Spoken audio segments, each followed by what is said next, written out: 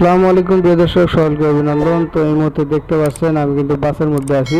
তো আসলে এত পরিমাণ জাম ছিল আপনাদের বলে আমি বোঝাতে পারবো না। তো একটা গাড়ির পিছনে আর একটা গাড়ি লাগাই থাকে। তো খুব জ্যামের মধ্যে ছিলাম, টানা 2 ঘন্টা জ্যামের মধ্যে ছিলাম এখানে। তো আসলে বলতে গেলে যাদের বাড়ি উত্তরবঙ্গ অর্থাৎ রংপুর, কুড়িগ্রাম, তো ঢাকা শহর থেকে তাদের এই বিপদ সবসময় বেশি থাকে। কারণ না আমাদের বাড়ি যাদের রংপুর আর হলো কুড়িগ্রাম, তাদের মিনিমাম প্রায় এই ঈদের সময় একদিন লাগে, প্রায় 1.5 দিন পর্যন্ত এমনকি চলে যায়। তো আসলে খুব একটা যন্ত্রণার মধ্যে থাকি আমরা। তো যাই হোক, আপনারা একটু সাপোর্ট করবেন এবং সাপোর্ট করে পাশে থাকবেন। তো দেখেন কি পরিমাণ জ্যাম বাড়ছে, এখনও কিন্তু এই জ্যাম কাটে না। তো যে জায়গার মধ্যে আছে এই জায়গার মধ্যেই 2 ঘন্টা কাটাই দিতেছি। তো মানুষ অনেক কষ্ট করে যাচ্ছে।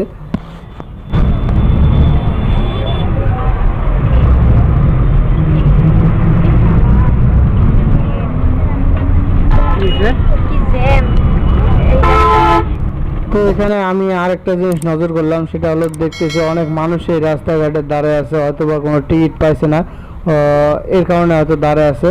তো আসলে যারা টিকিট পায় না এই ঈদের সময় তাদের খুব একটা কষ্টকর হয়, কারণ কোন গাড়ি থেকে কোন গাড়ি পায়।